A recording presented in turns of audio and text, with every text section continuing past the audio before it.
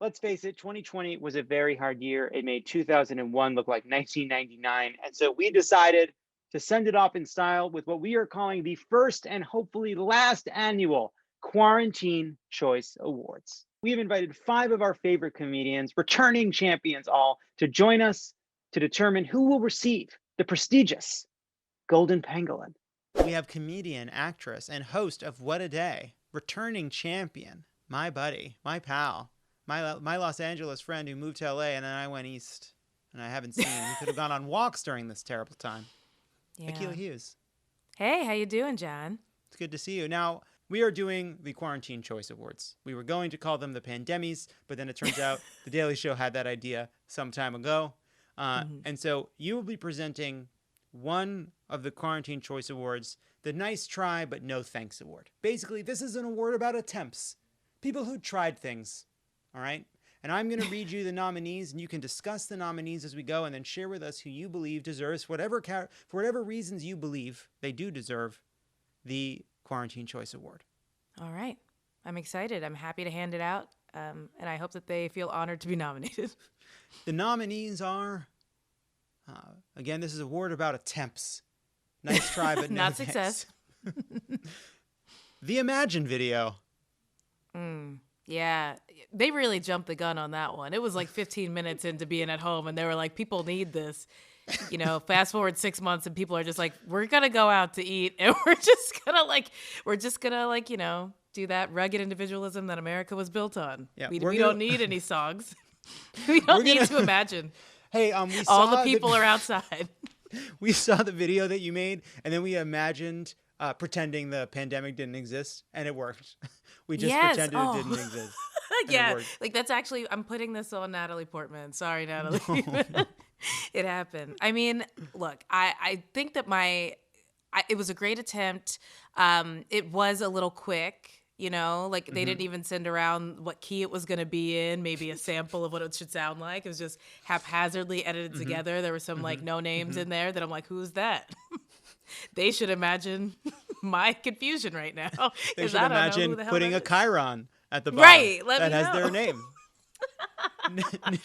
Next nominee. Deal. Trump trying to make us believe Dominion stole the election. Oh, man. You know, it was, listen, I think it was a very long attempt. I don't even know that it's over. I think that it's an ongoing he's attempt. Still running. Yeah. Maybe permanent. Forever. Yeah. Like somebody must have taken it. Probably the American citizens who voted against him. But, you know, I think that for me, this wasn't really that great of an attempt because the truth is this should have been a layup for Trump as far as an election went if he had just done the right thing for COVID. Like America loves to rally around itself.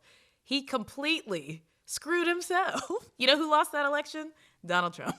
You know who stole that from himself? Donald Trump. Yeah, he did. Stop the steal. Look in the mirror. Yeah.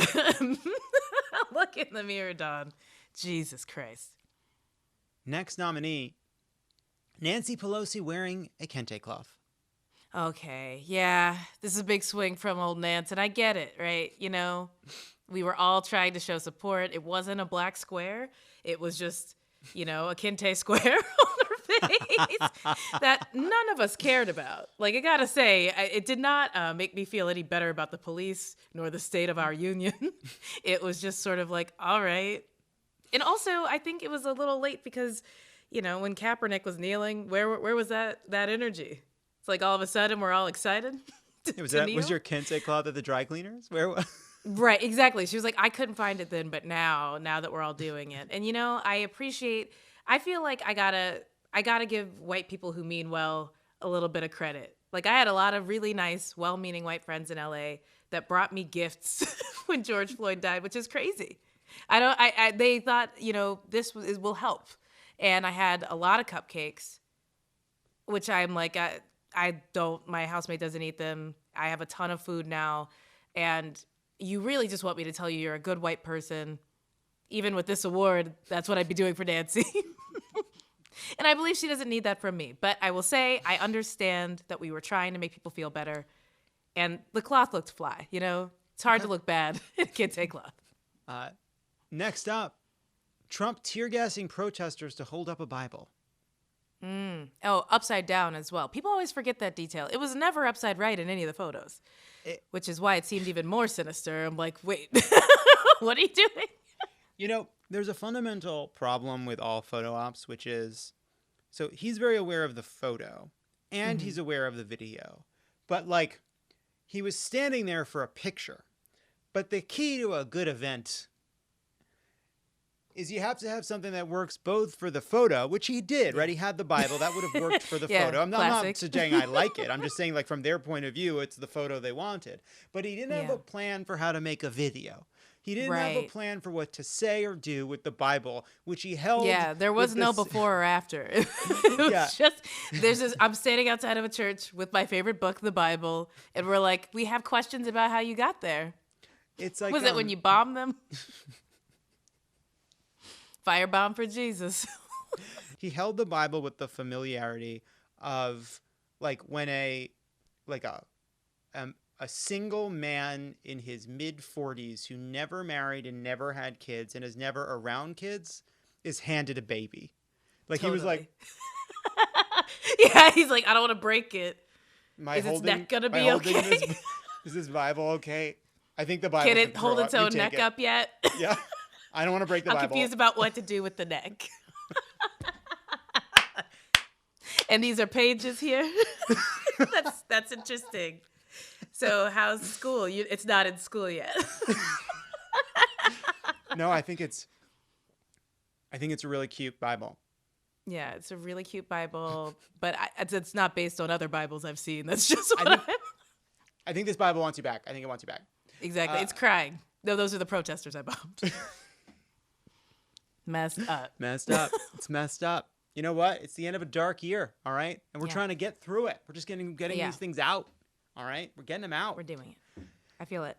All right. And finally, you know what? I'm calling that the last nominee because the next one is even I want to know what darker. the next one is. I have to know how dark it is. Clapping for healthcare workers instead of giving them PPE. Oh, wow. You know... To me, that has got to be the most American of the entire list. These are the American Quarantine Choice Awards. Yeah, the clapping thing, we didn't really do it in West Hollywood, gotta say. Like, we don't have, like, a balcony or anything, so the effect was just, like, me standing outside in a driveway. It was a New York thing. But New York did it hard. Yeah, and I think that, like, it became this nationwide phenomenon because New York has balconies, and it was, like, this whole cinematic thing, and it made sense, and also people were at home. Because it was really bad there.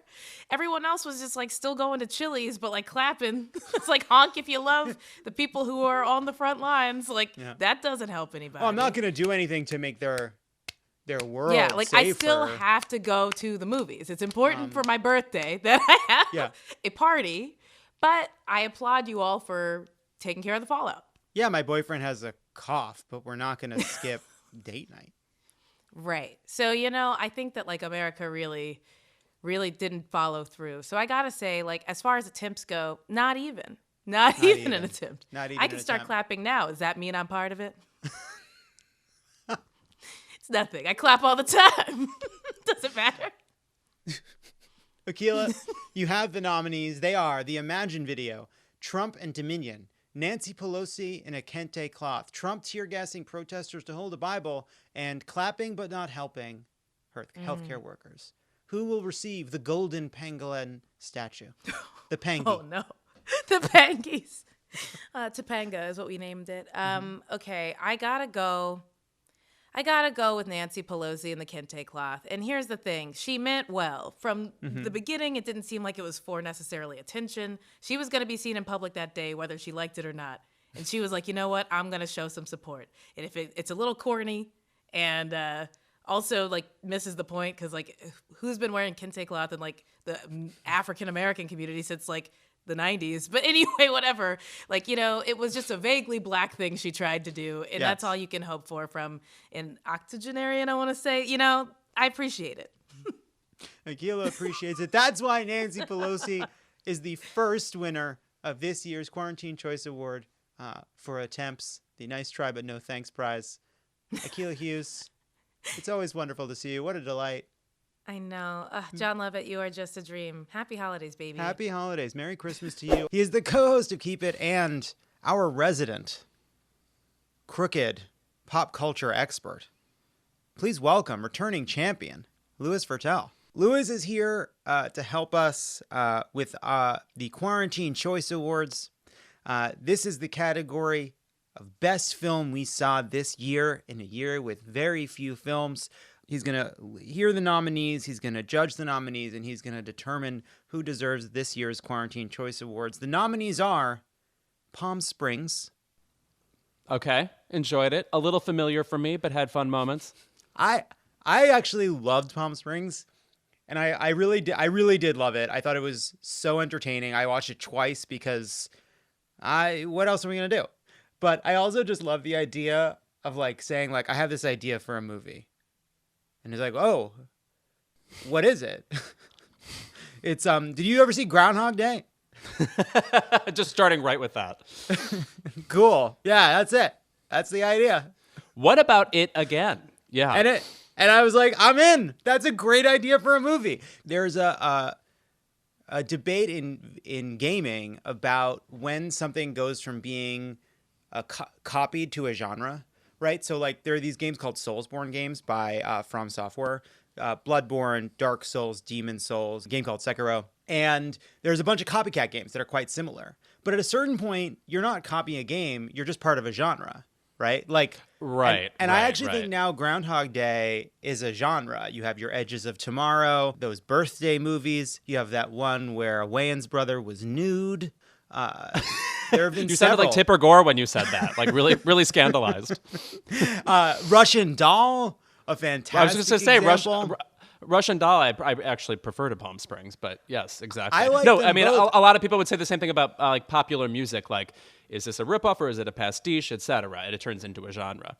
Yeah, I'm excited about the live a day over and over again genre. I'm in more. I want more. I want more Edges of Tomorrow. I want Tom Cruise and Emily Blunt repeating the same day over and over again. I'm in. I'm just like completely in. I was going to say, it works in particular for Tom Cruise because there's already a delirium about him. So it like thematically matches up.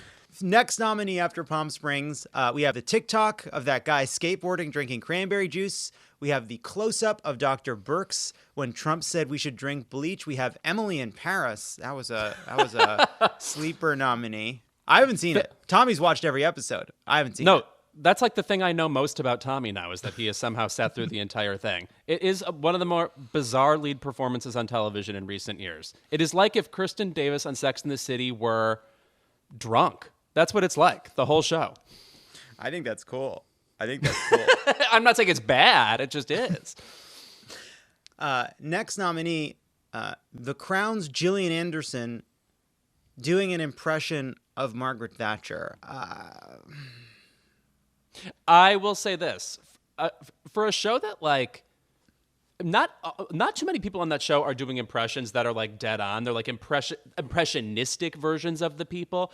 So for her to kind of go very hard on picking a vocal tick and a thing of Margaret Thatcher's and seeking it out, I applaud. That said, it really is like she is playing an alien in Mars Attacks. I mean, just the strangest, confusing version of Margaret Thatcher. It's too slow. It also just, I felt her arc on the show did not have enough impact for me. I went back and I was like, I don't actually know enough about what Margaret Thatcher sounded like. In fact, I'm actually realizing as I watch this that I'm not comparing Gillian Anderson to Margaret Thatcher. I'm comparing Gillian Anderson to Meryl Streep.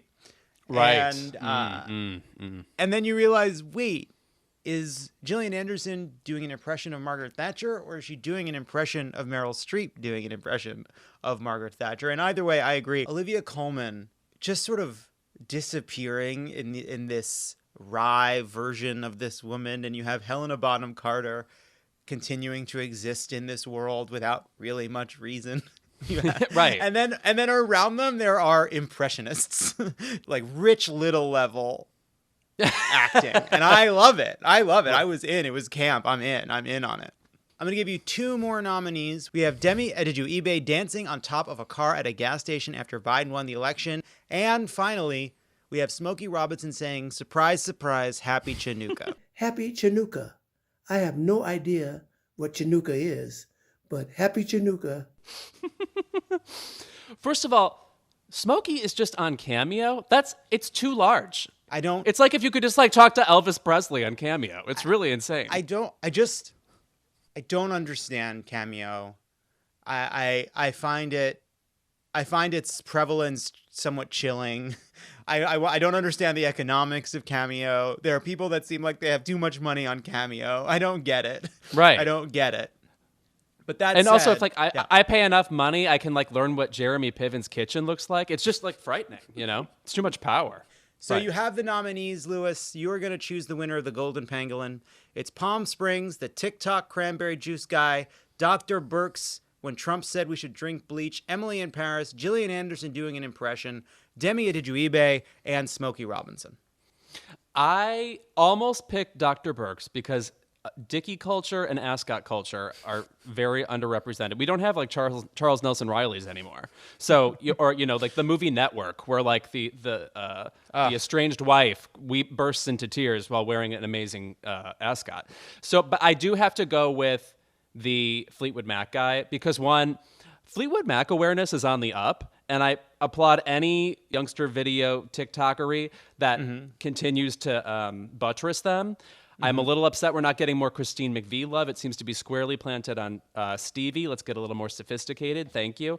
But also, it's just one of those things you've watched 20 times without even thinking about it. And that's what being on the internet is all about. And that's what I think Best Picture will soon turn into. So I'm going to vote for that. So congrats to you, guy on a skateboard drinking cranberry juice. You've won the Golden Pangolin at this year's Quarantine Choice Award. Lewis Virtel, as always, thank you so much for being here. She has a new show called Resident Alien premiering in January. Please welcome back returning champion, Alice Wetterlund. Hey, guys. Thank you. Thanks so much for having me. Hey, why haven't we been doing this for 9 fucking months? That is awesome. Man, I don't know. I realized that I was like, oh, I miss stand-up so much. And it's not the audience validation, it's the confirmation that I know I'm funny. So I could just do that myself. Right, guys? Damn straight. That rules. That's all I want. I know. I don't want validation. I want confirmation. I take both, but in a pinch. There you go. In a pinch. They love that. They love that, John. They fucking love you. So you are here, Alice, because you are part of this year's Love It or Leave It first annual Quarantine Choice Awards. Oh my God, it's so cool. Wow. You are here to judge one of our most important categories, the award for most humiliating Rudy Giuliani moment. No. Oh my God. Yes. Do you need like a drum roll, or let me see if I can find that. Here, it's gonna take me a second. So here we go.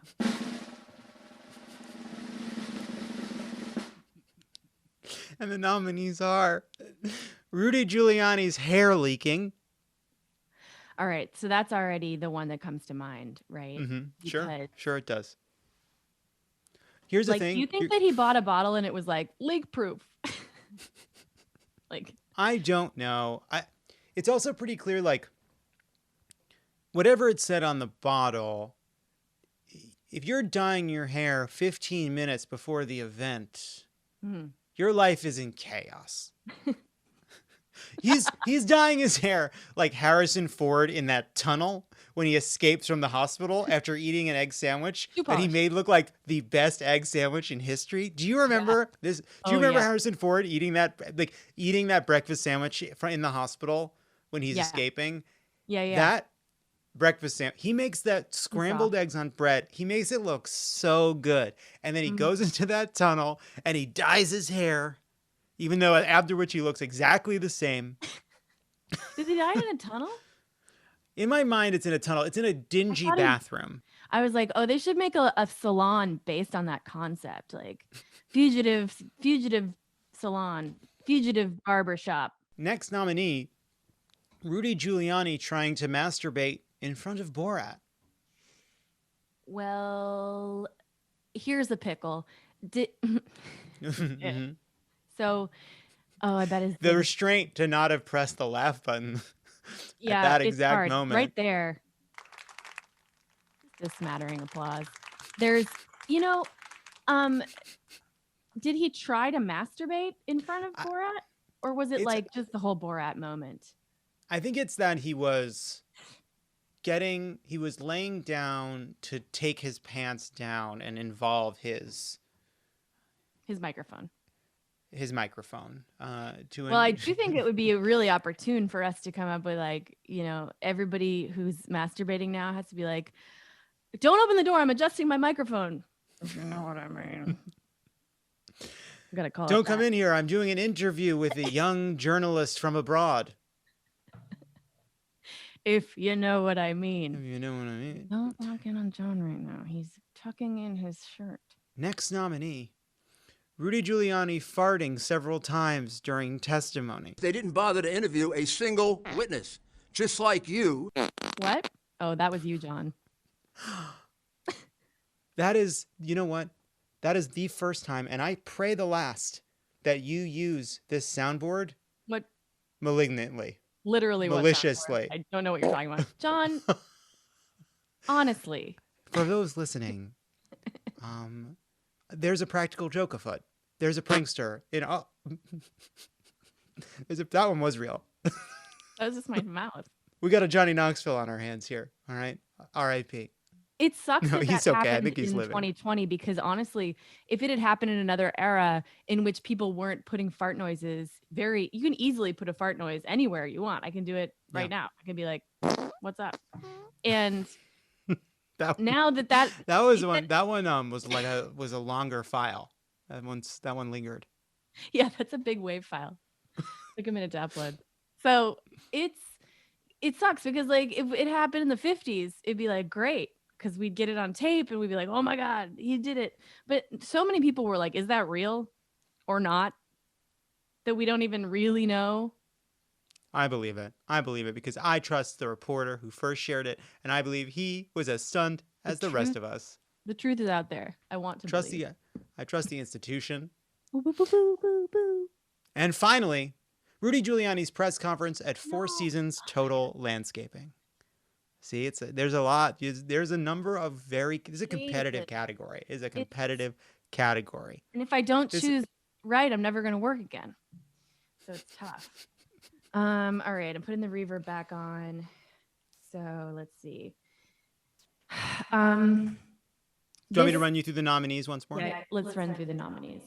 We have Rudy Giuliani's hair leaking down the side of his face. We have Rudy Giuliani adjusting his microphone for Borat. We have Rudy Giuliani experiencing flatulence in a committee hearing. We have Rudy Giuliani's press conference at Four Seasons Total Landscaping. And the Golden Penguin goes to...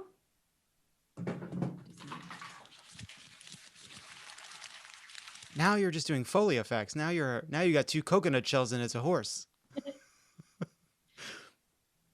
Rudy Giuliani's dye job leaking. Oh wait, we have to do real applause. Sorry. Wow, they really came out first for that one. That's Damn. huge, big audience. Guys. Alice Wetterlund, this was an unalloyed delight. Always so good to see you. So good to see you too, John. Thank you for having me. I love this segment. And I love this show. And I love you. I love you too. Give money to John Ossoff. He needs it. Raphael Warnock's doing great. I'm just kidding. Everybody, give money to everybody. Always, all the time. $1 more. Don't stop giving. Today? $1 more. Always be giving. Alice Wetterlund, thank you so much. When we come back, I don't know, someone else. She's a comedian, actress, and co-host of Hysteria. Please welcome returning champions, guest from the very first episode of Love It or Leave It, 170 episodes ago, Michaela Watkins. Good to see you. Hi, great to see you. Thanks for having me back. This is my favorite show on Radio Vision. No, thank you. Thank you so much for saying Yeah. that. Yes. We are doing the Quarantine Choice Awards, and you are here as the voter, the only voter, the judge in a specific category, the Hydroxychloroquine Award for absolutely knowing nothing about them before 2020. And so I'm going to share the nominees, and you can tell us what you think about them and who deserves this award according to a standard you'll devise yourself. in real time. All right, good. I'm very judgy. This should be easy. It could be about how much you like these people. It could be about how much you've learned about them. It could be about how much more you've learned about them, or how much little, or how little you knew about them before. It's really up to you. That's the beauty of these choice awards. You know, the people decide. And the nominees are Dr. Anthony Fauci, Claudia Conway, KN95 masks, the front-facing camera Twitter comedians, and the Michigan Canvassing Board, and finally, Tony Bobulinski. Now, feel free to discuss any of these. If any thoughts on your mind, if anything about Fauci has come to your attention. I'm just now blanking on Tony Bobulinski, but I have a feeling with a name like that, maybe it's best. I'll remind you that he was involved in something having to do with efforts to drum up Hunter Biden. Oh, news. yeah. Okay. He was a Hunter Biden associate. He was on the hunt for Hunter. You know, I'm going to say it might be Claudia Conway. We might have seen like hydrochloroquine's 15 minutes. Might have seen Claudia's. I'm not sure. She might be here to stay. Was it a moment? Was it a blip in time? Is it going to, are we going to like come back and go, oh, we should have listened more to hydrochloroquine and Claudia Conway? I don't know, but I'm going to say that she really came onto the scene hard, fast. Yeah, she did. Yes. Everybody loved her and wanted her. She did something to make people feel better. She did something to make some others feel not so great. I would like to say that Claudia Conway has done as much for COVID and, you know, as much for like bringing down the Conways as maybe hydrochloroquine has done for COVID, which is like not really much. Like they're still going.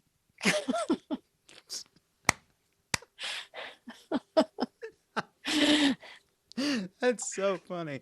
That's so funny. You've done for this moment what hydroxychloroquine did for COVID. Nothing. You did nothing. Absolutely Worse than nothing. You didn't really help. You made a lot of really headlines. You made a lot of headlines. But you know, it shouldn't be her job to do it. She's their child. She's a teen. She is a child. But an award nonetheless. Almost as young as hydrochloroquine. I'm not even saying it right, but it doesn't deserve to It be doesn't said correctly. matter. Yeah. It doesn't matter. And shout out to people with lupus who have to take it and who are pretty annoyed that a bunch of other people were taking it for no reason. Yeah, it's like when you've been listening to Wilco and all of a sudden everybody's like, have you heard Jeff Tweedy? He's amazing. You're like, I've been listening to Sun Volt in the 90s, you assholes. That's how people with lupus feel.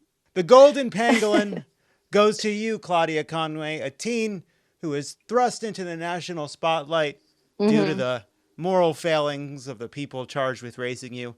And you shone bright. We salute you. They thought they could make some money off of you, and you don't work. All right. Well, it's great talking to you. Michaela Watkins, everybody. Returning champion, Michaela Watkins.